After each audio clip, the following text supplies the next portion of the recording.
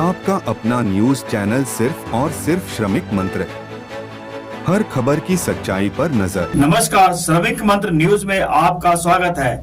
मैं हूं आलोक शर्मा। आप देख रहे हैं श्रमिक मंत्र का बुलेटिन।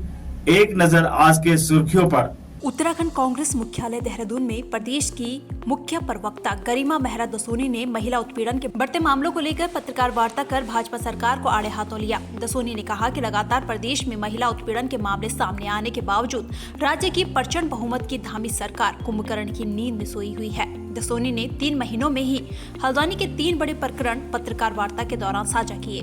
हल्द्वानी के अंदर पिछले 3-4 महीनों में महिला उत्पीड़न की, यौन उत्पीड़न की 3 बड़ी घटनाएं घटित हो गई, लेकिन ऐसा प्रतीत होता है कि धामी सरकार कुंभकर्ण की नींद में सोई हुई है। शासन प्रशासन हरकत में नहीं आ रहा है।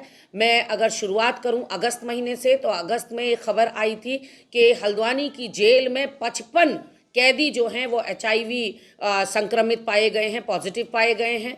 कोई हरकत में शासन प्रशासन नहीं आया। बड़ी खबर थी कि एक साथ एक ही जेल में 55 कैदी कैसे हो सकते हैं। इसका मतलब उन सभी के बीच में यौन संबंध हैं या फिर वो कोई इंजेक्शन शेयर कर रहे हैं।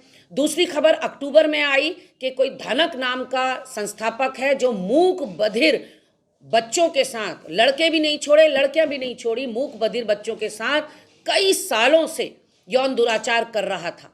ऐसे में उसके ऊपर क्या कार्रवाई हुई, और सुनने को मिल रहा है कि धनक के जो संबंध थे वो सत्तारूढ़ दल के नेताओं और अधिकारियों से इतने गहरे थे कि उसकी वहाँ जो गोरख धंधा चल रहा था उसकी खबर होने के बावजूद भी उसके ऊपर कोई कार्रवाई नहीं की जाती है। और कहीं ना कहीं ऐसा लग रहा है कि धनक जो है वो सप्लायर था, इन नेताओं को, इन अधिकारियों को, इन बच्चों को सप्लाई करता था। ऐसा कुछ उसमें से निकल कर आ रहा है। और अब तीसरी खबर जो आज के समाचार पत्रों को पढ़ने को मिली कि हल्द्वानी के संरक्षण गृह में एक नाबालिग बच्ची ने ये शिकायत की है कि कई दिनों से उसके साथ दुष्कर्म हो रहा है, और दुष्कर्म करवाने के लिए वहीं की संरक्षण गृह की 2 महिलाएं जिन्होंने मातृशक्ति को शर्मसार किया है, वो 2 महिलाएं इस नाबालिग बच्ची को कहीं ले जाती थीं और वहां उसके साथ लगातार कई दिनों से दुष्कर्म हो रहा है। तो ये देवभूमि उत्तराखंड के लिए एक बड़ी शर्मसार करने वाली घटना है कि हल्द्वानी जिले में अगर कुछ हो रहा है, प्रॉपर हल्द्वानी में पिछले 3 महीने में 3 बड़ी घटनाएं हो रही हैं जो उत्तराखंड को शर्मसार कर रही हैं, लेकिन न धामी सरकार चेत रही है, न शासन प्रशासन सुनने को राजी है।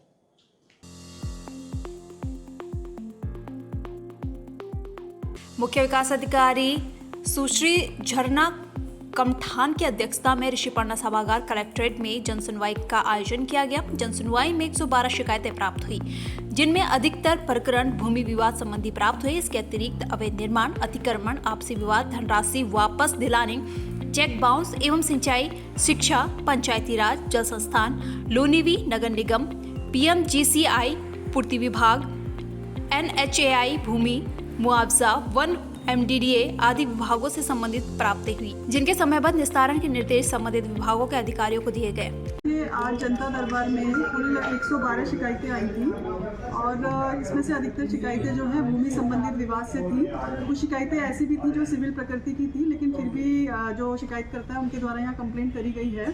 तो इसमें जो संबंधित उपजिलाधिकारी और तहसीलदार हैं उनको निर्देशित कर दिया गया है कि समस्या का यथाशीघ्र समाधान करें, क्योंकि कुछ समस्याएं ऐसी थी जो भूमि विवाद की तो थी, लेकिन वो सिविल प्रकृति की थी, वो SDM तहसीलदार से संबंधित नहीं थी। तो उनका एक तरह से मौके पर ही निस्तारण हो गया है, उनको शिकायतकर्ता को अवगत करा दिया है, और जिसमें कार्रवाई राजस्व विभाग के अधिकारियों के स्तर से अपेक्षित थी, वो शिकायतें उनको प्रेषित कर दी गई है। वो यथाशीघ्र उसमें अपनी आख्या प्रेषित करेंगे।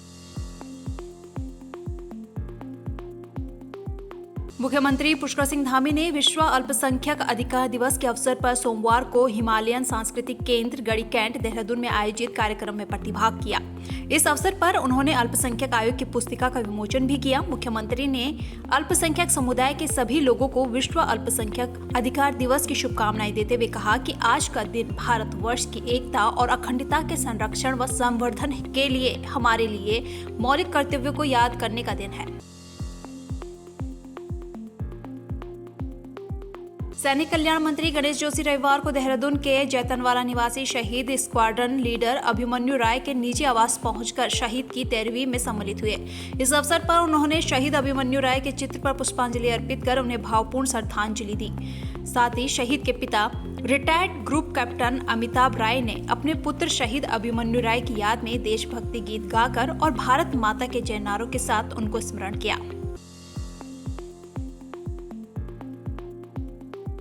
मुख्यमंत्री पुष्कर सिंह धामी ने सोमवार को मुख्यमंत्री आवास में उच्च स्तरीय बैठक लेते हुए अधिकारियों को निर्देश दिए कि 2025 तक उत्तराखंड को ड्रग फ्री बनाने के लिए प्रभावी प्रयास किया जाए। उत्तराखंड को गुड गवर्नेंस मॉडल राज्य बनाने की दिशा में तेजी से कार्य किया जाए। Destination Uttarakhand global investors summit के दौरान हुए करारों को तेजी से धरातल पर उतारा जाए।